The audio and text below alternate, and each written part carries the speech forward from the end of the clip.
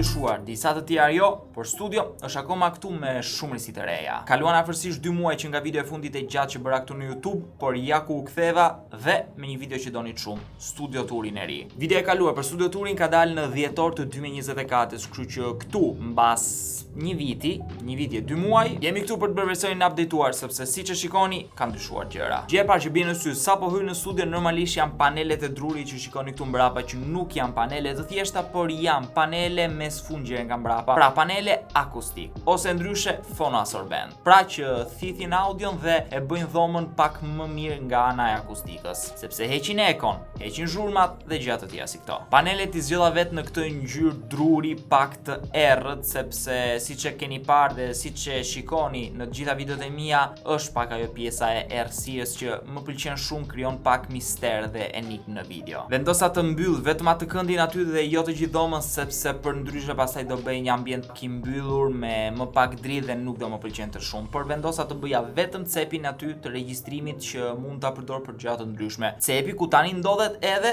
kompjuteri siç e shikoni, desk setupi. Do kaloj më vonë aty. Harra të ndiza edhe këto 2 drita e tjera për ta bërë atmosferën akoma dhe më mirë. Siç po thosha, siç e shikoni te cepi mbrapa aty ndodhet normalisht ajo libraria që është e mbushur me produkte të ndryshme që ka qenë në fillim në studio dhe vazhdon të jetë aty. Thjesht tani e kam bërë pak më minimale, kam heq shumë produkte dhe kam vendosur më shumë drita për t'i dhënë pak më shumë ngjyrë që normalisht në video të duket më mirë. Në librari ndodhen kutitë e produkteve të mia kryesore, siç është kutia e iPhone-it, iPad-it dhe Mac-ut, por edhe kuti dhuratë të dhëna nga kompani të ndryshme, siç e shikoni lart, kuti dhuratë të Red Bullit, ndërsa poshtë 2 kuti që më bën dhuratë nga IFA kur isha në Berlin. Nëse keni parë videon, e dini tashmë, nëse nuk e keni parë, e keni në kanal. Ndërsa në kati më të poshtëm, kati që duket më pak ose nuk duket fare në video, është le të themi pjesa e karikimit, charging stationi që të gjithë produktet karikohen aty. Në krah ndodhet një komodinë e vogël ku sipër është i vendosur frigoriferi që shikoni pikërisht aty. Frigoriferi që mu dha nga Red Bull. Një frigorifer që nuk mban më shumë se 4 kanaçe, po është thjesht aty për të dhënë atmosferë dhe për të dukur bukur. Dhe duke qenë se po flisim për Red Bull, në prill kam një surprizë për ju. Do shkoj diku për të bërë diçka. Nuk mund të flas më shumë tani, do e merrni vesh në prill me videot që do dalin, kështu që bëni subscribe nëse nuk doni ta humbisni. Flasim për makina. Tani kalojmë në krah të atij cepi ku ndodhet pikërisht desk setupi im kryesor. Tavolina është e njëjta që kam pasur, një tavolinë motorizuar që mund të ngrihet deri në 120 cm dhe të ulet deri në 76 cm.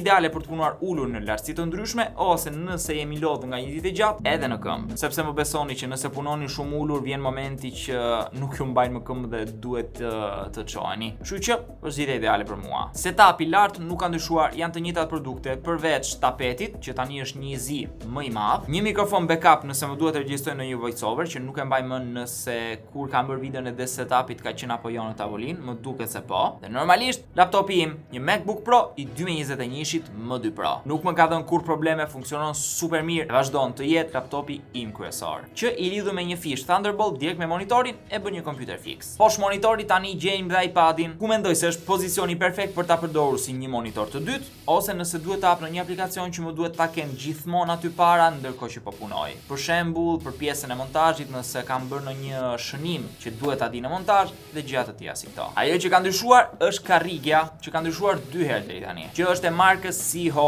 nuk e mbaj më në modelin fix, por doa lë këtu në ekran. Një karrige ergonomike fix për punë perfekte. Që kur e kam ndruar, nuk kam pasur më timbje mesi. Ofron suport lumbar, suportin e kokës dhe të gjitha pozicionet e ndryshme ku mund ta kthesh, madje edhe të shtrihesh. Normalisht vendet ku vendos brylat janë të rregullueshme në lartësi dhe në ndryshime horizontale, majtas djathtas. Se gjë më e bukur ka dhe këtë stolin poshtë që të ndihmon për të shtrirë këmbët nëse je i lodhur. Një karrige që nuk kushton shumë, por me të vërtet është një nga ndryshimet që më ka pëlqyer më shumë kohë e fundit në studio. Kurse të vjetën të bardhën që kisha, që ishte për gaming, e shita sepse nuk është aq komode për punë. Të bukura, por jo aq komode. Përballë me tavolinën time ndodhet divani, që nuk ka ndryshuar dhe vazhdon të jetë në të njëjtin pozicion. Më shumë se sa për të ulur, përdoret për të vendosur çantën, xhupin dhe gjëra të tjera që nuk kam ku t'i vendos momentalisht, i vendos në divan. Normalisht, edhe tapeti poshtë është i njëjtë, edhe pse doja ta ndryshoja të merret diçka më të madhe për të izoluar akoma dhe më mirë për audion, por le të themi që nuk kam gjetur atë që më pëlqen. Ky momentalisht është super okay. Në krah të divanit, përveç disa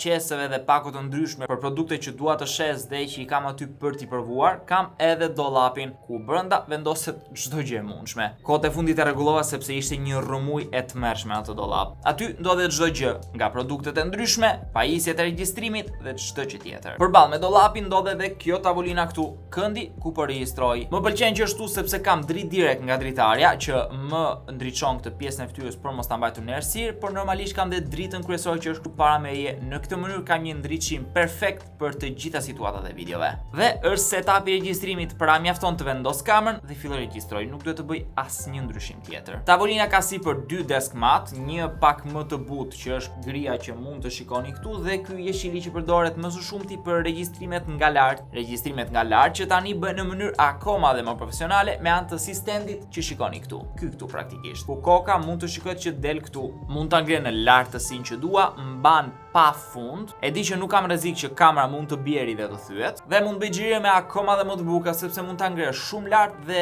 të dëgjoj veten nga lart. Është një nga bletë që doja më shumë në studio dhe më në fund arrita të gjeja një ofertë mirë për ta marrë, sepse zakonisht kushtojnë pak. Dhe pastaj te këndi tjetër ndodhen panelet Nanolive ku kam folur në një video tjetër apo stafat për to, të kontrollueshme nga telefoni, të sinkronizueshme me muzikë dhe çdo gjë tjetër që mund të duhet. Të arritëm në përfundim të studios sepse kjo është studio, është një hapësirë jo shumë e madhe, jo shumë e vogël, por për momentin e mjaftueshme për të gjitha gjërat që duhet bëj. Edhe pse mendoj që do më duhet një dollap tjetër pak më i vogël për të vendosur produktet, sepse po më vjen aq shumë e nuk kam ku t'i çoj më. Shpresoj shumë që kjo video t'ju ketë pëlqyer. Si gjithmonë, lini një subscribe, një like dhe një koment për suport. Dhe nëse keni ide videosh që doni t'i shikoni këtu në YouTube, normalisht në formatin e gjatë, jo short, shkruani këtu poshtë në komente sepse do bëj më shumë qejf. Dua të mundojmë të filloj të sjell një video në javë në YouTube, por është pak e vështirë, duke qenë se kam shumë video short që hidhen në TikTok dhe në Instagram. Koha është ajo që është. Por nëse nuk arrin në një javë, të paktën dua të arrij të bëj një video çdo 2 javë. Mos harroni të bëni subscribe. Ne shihemi në videon e radhës këtu në YouTube, ose nëse doni të shikoni edhe TikTok, Instagram, linqet